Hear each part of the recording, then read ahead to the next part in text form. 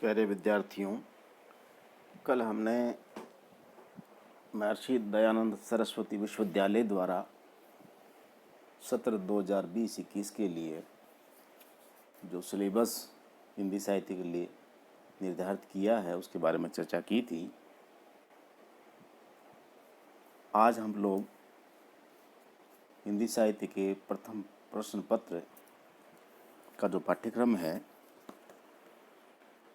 जिसमें आधुनिक काव्य संचय नाम की आपकी पाठ्य पुस्तक है, इसके बारे में चर्चा करेंगे। क्योंकि इस वर्ष आपको आधुनिक कालीन साहित्य यानी हिंदी साहित्य का जो आधुनिक काल है, जिसे आचार्य रामचंद्र शुक्ल ने गद्य काल भी कहा है, इस युग का साहित्य आपके पाठ्यक्रम में है। गद्य और पद्य दोनों विधाओं को आपको इस वर्ष पढ़ना है। तो प्रथम प्रश्न पत्र में जो पद्य भाग है, यानी आधुनिक युग में संमत 1900 के बाद जो काव्य लेखन हुआ, उसको इस वर्ष आपको पढ़ना है। तो आपकी पाठ्य पुस्तक में जो 11 कवि संकलित हैं, इन 11 कवियों की जो प्रमुख रचनाएं हैं जिनको इस वर्ष आप पढ़ेंगे, इसकी चर्चा कल हम लोग कर चुके हैं। इस को शुरू करने से पूर्व हम थोड़ी चर्चा करेंगे हिंदी साहित्य के आधुनिक काल के बारे में। यानी आधुनिक काल की शुरुआत कब से होती है और आधुनिक युग को शुरू होने में कौन सी सामाजिक, राजनीतिक, आर्थिक, सांस्कृतिक और धार्मिक परिस्थितियाँ उत्तरदायी हैं, इसकी चर्चा हम लोग करेंगे। रीतिकालीन काव्य की इतिवृत्तात्मकता तथा प्रदर्शन प्रियता जब जड़ता को प्राप्त होने लगी, तो हिंदी साहित्य में कुछ नवीन प्रवृत्तियों का उन्मेष होने लगा। ये कार्य लगभग 1850 के आसपास होना प्रारंभ हुआ और महत्वपूर्ण तथ्य ये भी है कि लगभग इसी समय आधुनिक भारत का निर्माण काल भी प्रारंभ होता है। यानी अंग्रेजों के खिलाफ भारतवर्ष में पहला सशक्त आंदोलन, जिसको प्रथम स्वतंत्रता संग्राम नाम दिया गया, वो 1857 में शुरू होता है। उससे पूर्व सन 1600 से लेकर के 1850 तक 250 वर्षों में अंग्रेजों ने धीरे धीरे ईस्ट इंडिया कंपनी के रूप में प्रवेश किया और पूरे देश में विक्टोरिया शासन स्थापित हो गया। 1857 में पहली बार एक क्रांति होती है, जिसको अंग्रेजों ने गदर कहा है, हम लोग स्वतंत्रता संग्राम कहते हैं। तो इस परिवर्तन के मूल में तत्कालीन राजनीतिक परिस्थितियां भी थी। यानी ये जो परिवर्तन होता है आधुनिक भारत के निर्माण का 1857 के बाद में, 1850 के बाद मान सकते हैं हम लोग, इसके पीछे परिस्थितियां क्या थी? भारत में ईस्ट इंडिया कंपनी की स्थापना का होना, भारत का सन 1857 में प्रथम स्वतंत्रता आंदोलन का जन्म लेना और अंग्रेजों द्वारा बड़ी बेदर्दी के साथ कुचला जाना, और उससे फैली देशव्यापी चेतना की नई लहर, अंग्रेजों द्वारा किए गए अनेक सुधार। ये नहीं है कि अंग्रेजों ने केवल शोषण ही किया, वो बहुत से सुधार कार्य भी किए इस देश में, किंतु अंग्रेजों का जो कुशासन था उसके विरुद्ध भारतीयों का तीव्र आक्रोश और गांधी जी का आंदोलन, ये जो अनेक हलचलें उस समय हुई, उससे एक नए राजनीतिक जागरण का जन्म हुआ, एक नए राजनीतिक युग का जन्म हुआ। राजनीति की नहीं, सामाजिक तथा धार्मिक क्षेत्रों में भी नए नए सुधारवादी आंदोलन इसी काल में होना प्रारंभ हुए। शुरुआत इसकी बंगाल से होती है, जहां एक और ब्रह्म समाज का जन्म होता है तो दयानंद सरस्वती के द्वारा आर्य समाज की शुरुआत होती है। ये सामाजिक आंदोलन अपना आम भारतीय को जागृत करने में, सचेत करने में, उसमें राष्ट्रीय भावना जगाने में, उसमें आत्मविश्वास जगाने में लगे हुए हैं। तो दूसरी ओर राजा राम मोहन राय, स्वामी रामकृष्ण परमहंस, स्वामी विवेकानंद, अरविंद, महात्मा गांधी जैसे समाज सुधारकों ने भारतीय समाज को बहुआयामी सुधार चेतना प्रदान की। यानी इन सभी भारतीयों ने अपने अपने तरीके से जीवन के प्रत्येक क्षेत्र में आम भारतीय का सुधार कैसे हो, इसकी चेतना उन्होंने जगाई।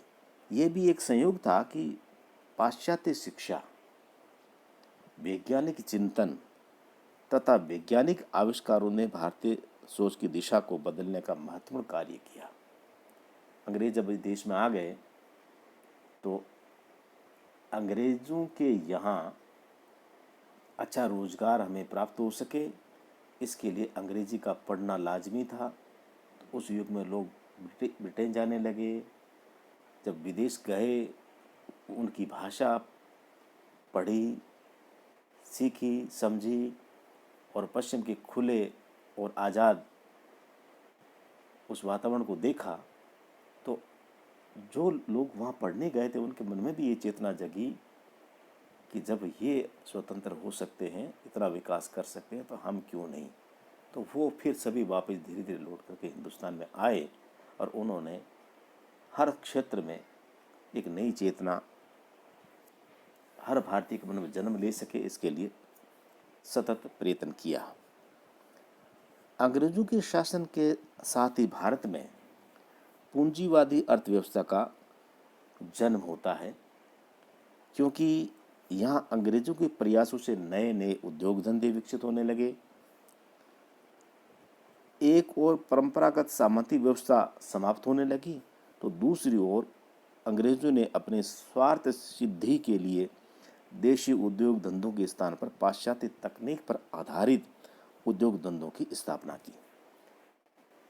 इस नए पूंजीवादी परिवेश ने भारत की जो सामाजिक व्यवस्था थी उसको पूर्णतया बदल कर रख दिया।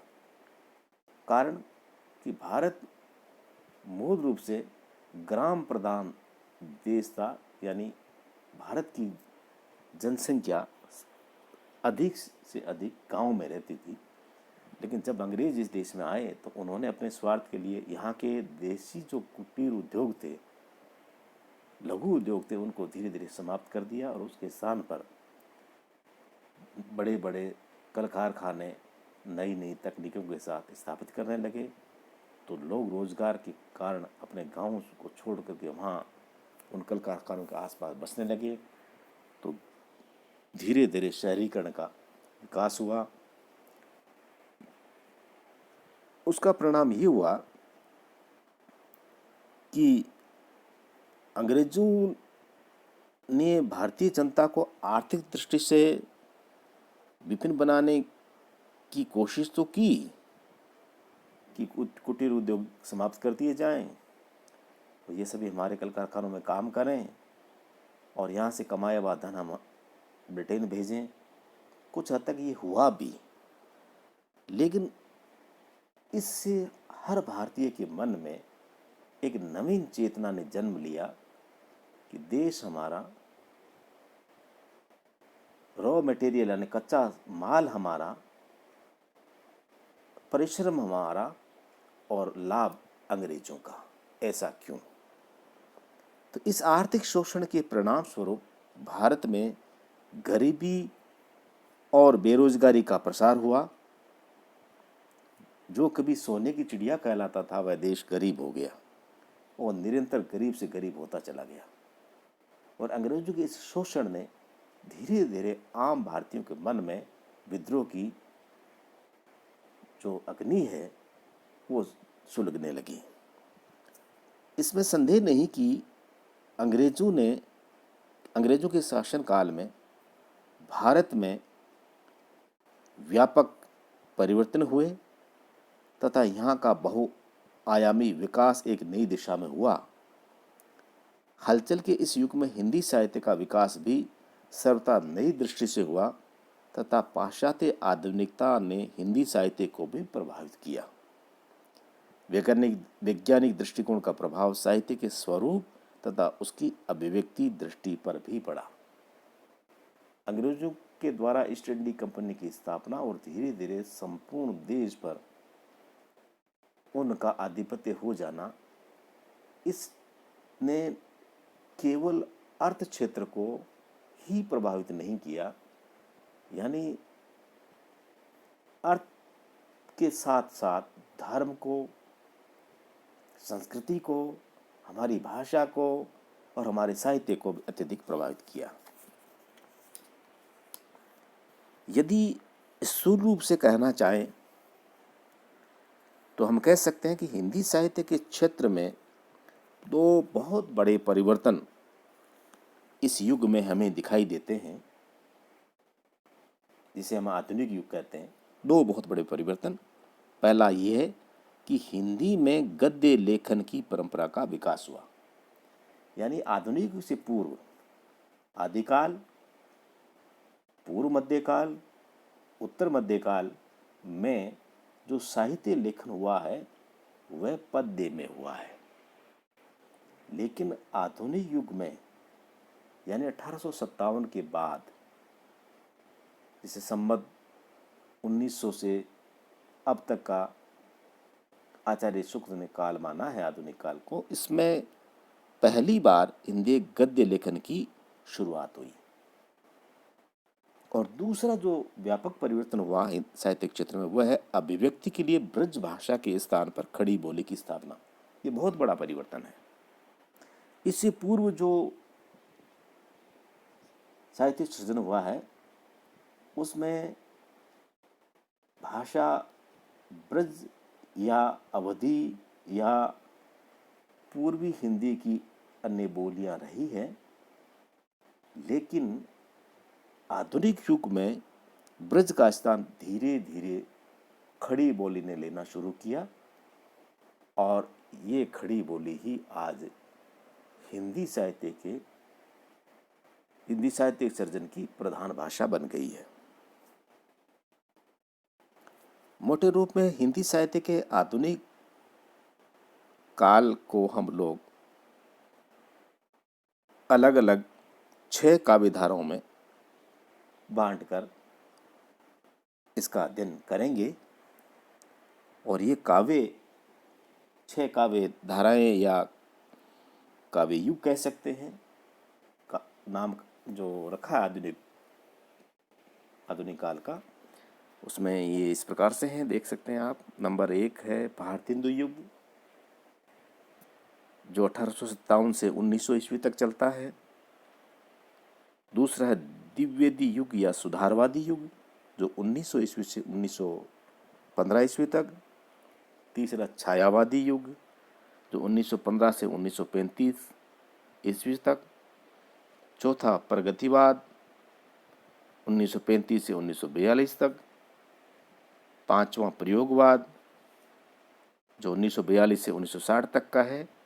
और छठा नई कविता, जो 1960 से आज तक।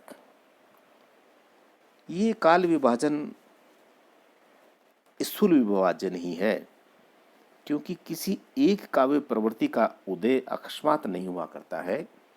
कई प्रवृत्तियां साथ साथ चलती है, किंतु किसी समय किसी प्रवृत्ति विशेष की प्रधानता हो जाती है और उसी के आधार पर उस युग का नाम रखा जाता है। प्यारे विद्यार्थियों, आज हम इतनी ही चर्चा करेंगे। कल हम लोग ये जो 6 युग हैं, भारतेंदु युग, द्विवेदी युग, छायावाद, प्रगतिवाद, प्रयोगवाद और नई कविता, इसके बारे में विस्तार से चर्चा करेंगे। एक एक युग को लेंगे और उस युग की प्रमुख विशेषताओं पर हम लोग बातचीत करेंगे।